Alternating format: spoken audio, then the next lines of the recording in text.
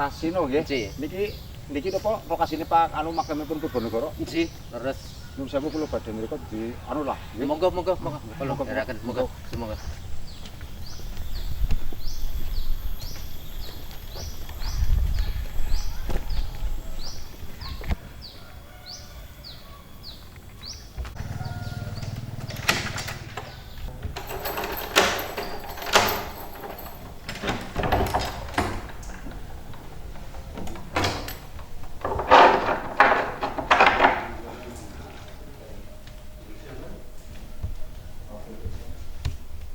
Terus masuk.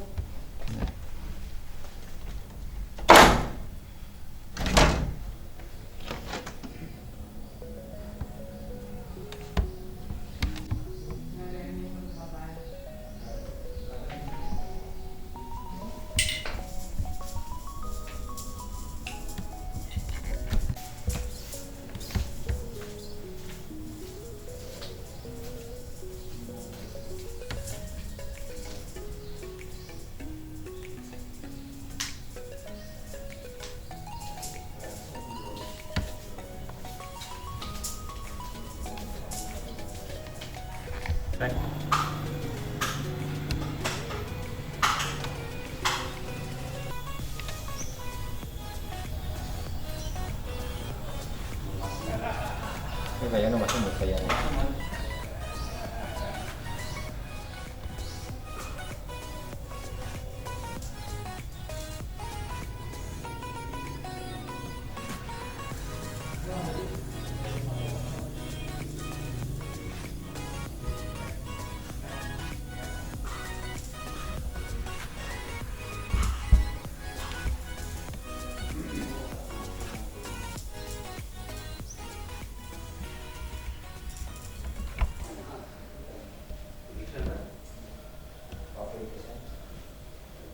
Pak Tusino nggih. Nggih. Menika wonten ing papan makam RAA Purbanegara. KRAA Kanjeng Raden Adipati Arya Purbanegara nggih.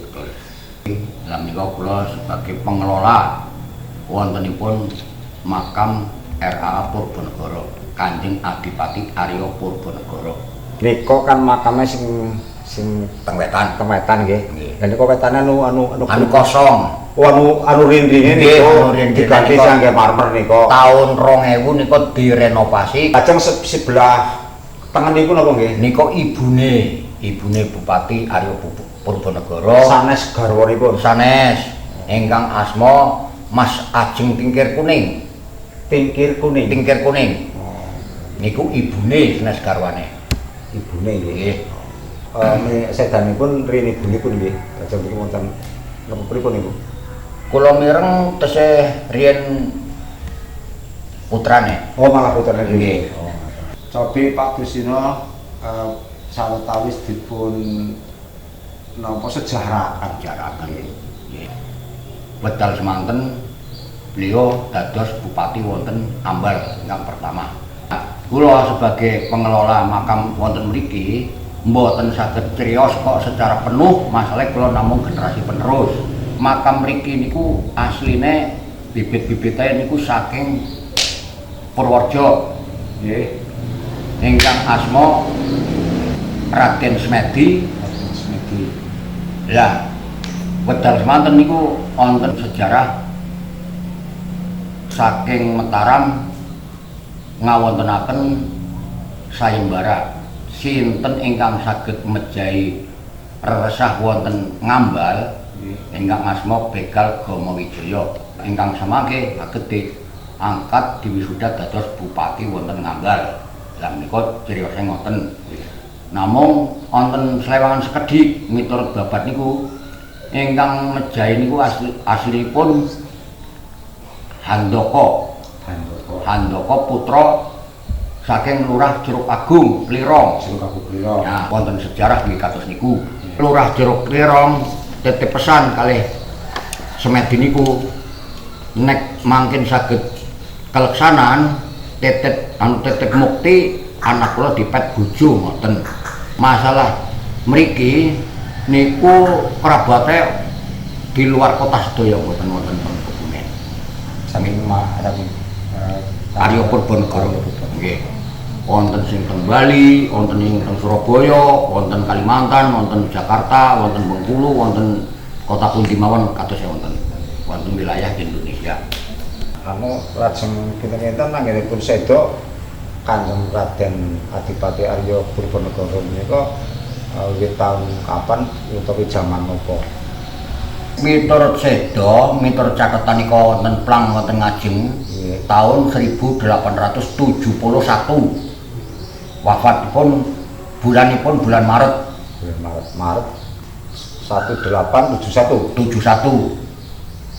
1872 Kaswa dibubarkan. Masa tatanan Ambal. Tentu sampun boten wonten pemerintahan Ambal. Mboten wonten.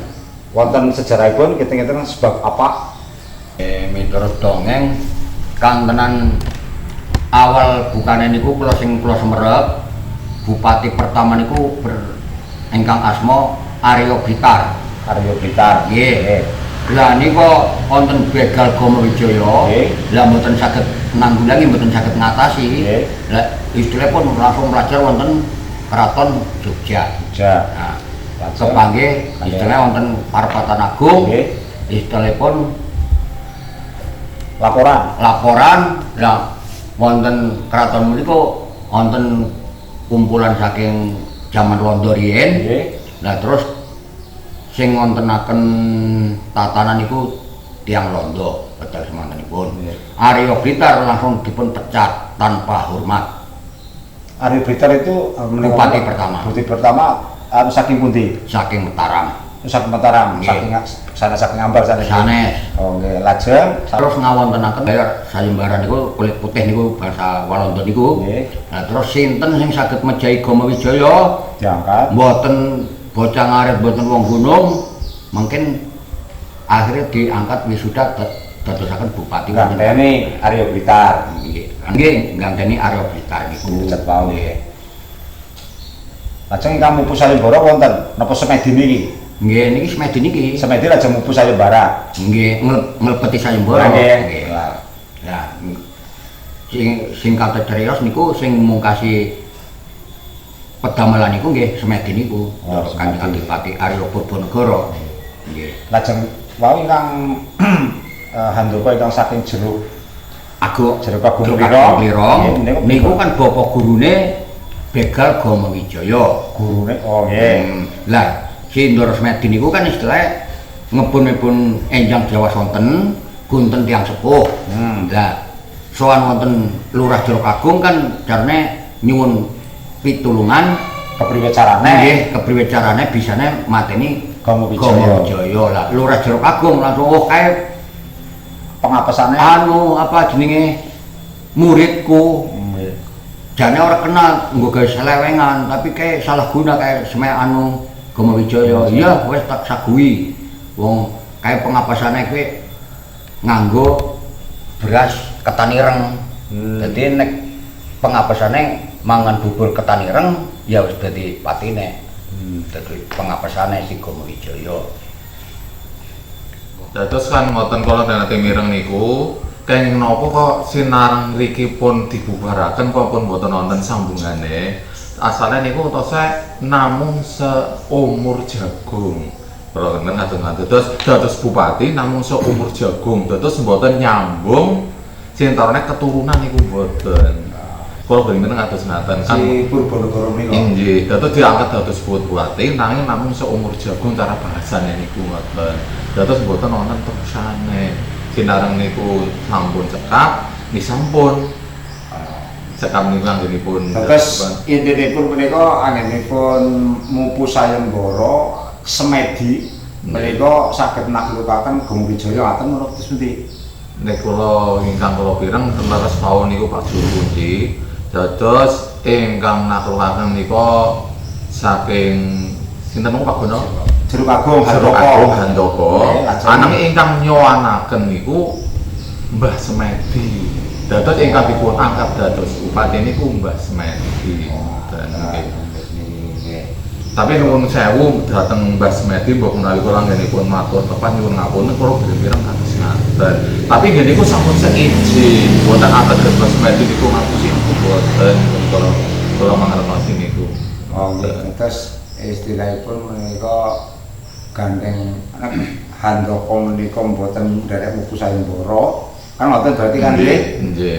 Lajeng Mboten kiat. Semedi ingkang majeng nyagui makaryan menika. Lajeng Semedi menika ngintos royo lah nggih dateng Lurah Jero Kagung pun ndherekaken dateng handoko mobil wonten niku berarti nggih. Nggih. Kira-kira kaya kuwi lah. Amargi menapa nek menawi handoko ingkang maju kiambek kula triyose niku mboten kuat. Dados saking bala-bala pingging niku mboten kias sinareng Mbah Smedi niku kan saking kraton. Dados kan niku langkung kuat gampangan ngoten. Berarti kaya kados dene pikantuk senjata pitulung wonten niku napa nggih?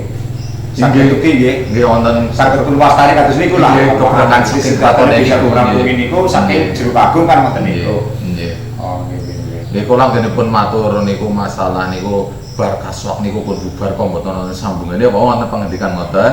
Kula mireng asane niku namung seumur jagung ngoten. Kula mireng dongeng ngaten ngoten. Nggih, berarti saged pun simpulaken bilih Raden Semedi menika ingkang minangka jumeneng gantosi Arya Blitar dados bupati wonten ing Ambal kanthi gelar Kanjeng Raden Adipati Arya Purbanegara. Aslinipun Semedi ingkang saking Purworejo. Ngaten nggih. Mireng kados niku lah. Dongeng saking eyang buyut kula niku kados niku. Dados bupati wonten Ngambal niku namung seumur jagung. Masalah napa? Niku kan kados kula njenengan Pak Bambang Nggih. supamine nggih njenengan dutane wonten kraton. Nggih. Njenengan mboten kiat nyuwun bantuan pitulungan kali kula. Nggih. Terus kula anake Lurah Jero Kagung ibarate kados niku. Lah, Lurah Jero Kagung niku ya wis pegawani gaman anak kula nang handoko kon mateni kados niku ning carane niku secara julek napa secara pinter-pinteran lah gampangane Diakali lah. nggih diakali dados dongane asline sing diangkat kudune Handoko. kula Nggih. ning wong sing menang bukti jenengan lah akhire pusat istilah ratune mutusaken menang bukti sampean sing diangkat. beto mustakane. Lah ning kula miturut cara nang dongeng sejarah ketoprak napa kewayangan bebet ambal, kula menang bukti gadah kanca istilah jiweng lah. Nggih. Ponokawan. Seksine wonten Ponokawan. Sing mateni kudune Handoko ngaten niku. Oh iya, kowe wis dadi bupati kena ning ya ukur sumur jagung. Nuwun pangapunten lho. Berarti sing nyipat-ipat menika malah Handoko nggih. Handoko. Lah niku menang sumpah niku. Mulane dados bupati namung setunggal tahun. Duka wafat niku wonten kecelakaan kula mboten ngertos, mboten wonten dongeng. Namung setunggal tahun. Garwane niku 9 sing mboten gadah putra namung setunggal. Loro Kanjeng Bupati niki. Oh. Miturut criyos ngoten. Begitu kira-kira para pemirsa bahwa sejarah singkat makam atau Kanjeng Raden Adipati Arya Purbanegara tadi sudah diceritakan oleh Pak Tusino yang memegang kunci atau istilahnya juru kunci. Mudah-mudahan bisa bermanfaat. Kita ketemu lagi di Cagar Budaya di tempat lain besok. Salam budaya. Lestari.